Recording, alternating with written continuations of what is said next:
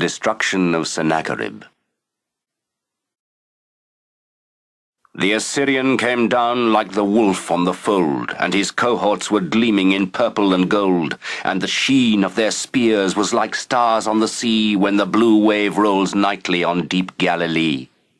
Like the leaves of the forest when summer is green, that host with their banners at sunset were seen.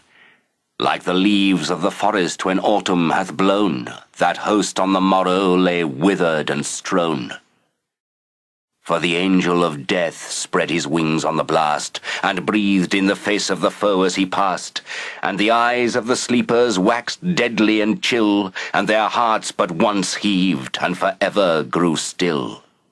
And there lay the steed with his nostril all wide, but through it there rolled not the breath of his pride, and the foam of his gasping lay white on the turf, and cold as the spray of the rock-beating surf.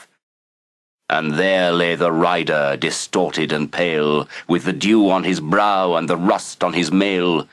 And the tents were all silent, the banners alone, the lances uplifted, the trumpet unblown. And the widows of Ashur are loud in their wail, and the idols are broke in the temple of Baal. And the might of the Gentile, unsmote by the sword, hath melted like snow in the glance of the Lord.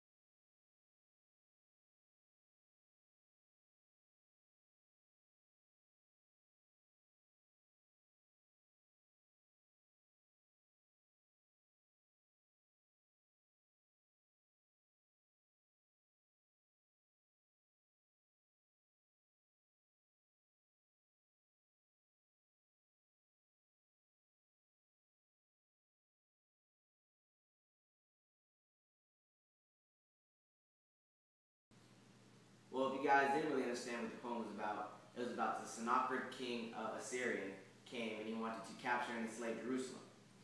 But that didn't really work out in his favor because the angel of death came and he basically, what he did was protect all the people of Jerusalem.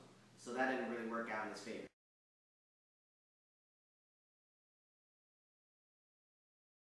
Then we did our background on Lord George Gordon Byron. He was born on January 22nd, 1788 in London, England. He wasn't considered a romantic poet as most people think because he wrote mainly about real life events rather than romantic and made up ones. He also created the Bionic Hero, which was a young man dwelling on certain events in his past that he tried to get rid of. And in 1812, he basically blew up and became a superstar with his publication of his first two cantos, Childe Harold's Pilgrimage, which is basically based on events he took from Europe to Asia. Throughout his later years, he began becoming curious about his sexuality, so he began having sexual relationships with male Percy Shelley, as you can see in the photo, and his stepdaughter, Clary Claremont. Even though most of his poems dealt with real life events, he began satirizing the Edinburgh Review, which is basically a group that downgraded his work. But poetry wasn't his only true love. He liked to be in wars, so on that note, he went to go fight in the war in Greece to fight for their freedom.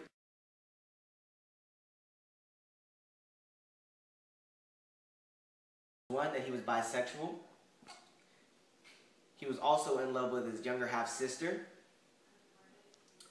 Third one is a little weird, but he drank from a human skull, specifically one of his lovers, Percy Shelley. So after Percy died and they carnated his body, he asked to keep the skull. So from that day forward, he drank all his drinks, water, wine, all that good stuff from Percy's skull. By age 21, he suffered from gonorrhea and syphilis. Oh, sucks.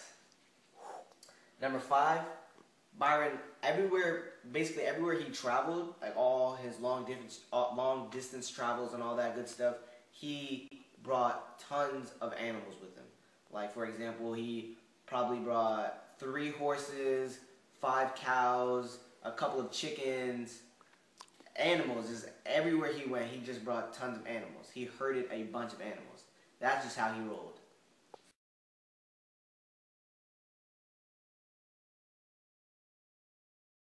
And a couple of the literary devices that were in the poem was alliteration in line 15 through 16. And it stated, and after the foam of this gasping lay white on the turf, and cold as the spray of the rock beating surf. So this shows that it was this shows the foam having some type of other element besides just being the foam itself. And another literary device that was in there was an imagery in line 1 where it says the Assyrian came down like a wolf on the fold, and his cohorts were gleaming in purple and gold. It was giving you a vivid image of what the wolf was doing, or what the army was doing, and how they had approached the battle. Another one was allusion in line 4, and it said, when the blue waves rose nightly on deep Galilee. It is giving that illusion of the sea actually rolling, making you believe that it's rolling with the waves. There was simile in line 7, and it states that hosts with their banners at sunset were seen and they were talking about how they were fighting at night and whatnot. And there was a simile in there because it has the word like in it, as you know. And another one that they had in there was allegory in line 24, where it says hath melted like snow in the glance, have melted like snow in the glance. And what allegory is stating that this is the spiritual presence that they were talking about when they referred to the Lord, and they're talking about God, saying that God was with them, with the Jerusalem people, protecting them and watching over them. And there was the last literary device was connotation in line 20 and line 21, where it says, and the windows assure are loud in the well. They use loud and well both, but they're meaning the same.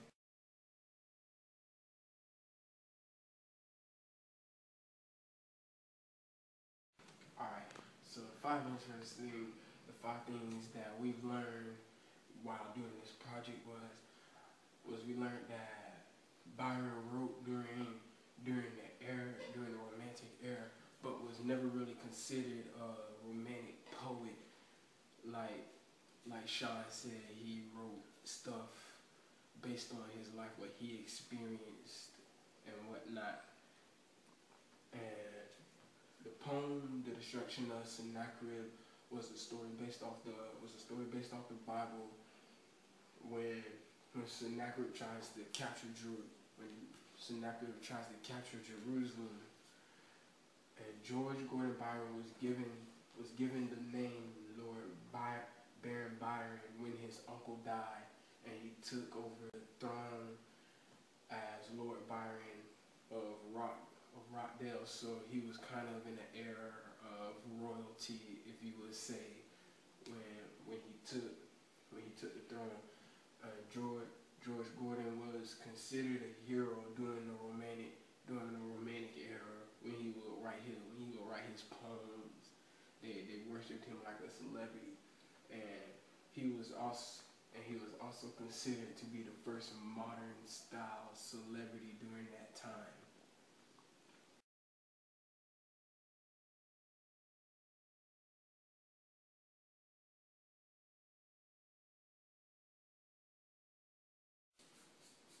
Okay, so for characteristics, one of the main ones was love of nature, and that was pretty much because of the Industrial Revolution, and it shifted people's life from peaceful to chaos. And so Lord Byron was one of the many poets that emphasized nature in his poems, and we see a lot of that throughout the destruction of Sennacherib. To begin with, the poet uses imagery by saying the siren came down like the wolf on the fold, and he's basically comparing the sirens to capturing Jerusalem to wolves capturing sheep, and right there you see the nature that he puts into the poem. Another example would be when he says the sheen of their spear was like stars on the sea. And he's talking about the Assyrian swords and how bright they were while they were going to capture Jerusalem. Another example of imagery that he uses in his story is when he says the leaves of the forest when summer is green, which he's saying that the army stood out so much as they were marching to Jerusalem. Then he changes his tone and starts talking about how the leaves of autumn have blown. And so he uses a simile to create an image that there's all these dead bodies lying around on the ground like the leaves in the fall do. And then he goes on to talk about the dead horses and how it's cold as a spray of the rock beating surf. And it just gives you an image of like the ocean pounding against the rocks at the beach. So throughout his entire poem, you just see him giving examples of nature and images, and it's actually not shown in the biblical version, so it reflects the Romantic movement. Okay, so another important characteristic would be the belief in supernatural. So in the Bible, it focuses more on God's ability to care for people and teach us lessons, whereas Byron, he cuts out many of the parts that were actually in the actual story, such as the Isaiah's prophecies and the messengers talking to each other between the two armies. Because Byron disregards much of the biblical story and makes the angel appear like it's a sort of ghost or supernatural being, it makes it more of the romantic. It reflects more of the Romantic movement in his poem. From the 5 interesting facts to the background of our poet. It was honestly one of the hardest projects we ever done, but I hope you guys had fun learning about it, as much fun as we had researching about it. Well, that sums up our presentation for this evening. I hope you guys got the chance to learn and obtain all this new information that you guys never learned about Lord George Byron. So, guess that's about it. If I get my wings, fly away.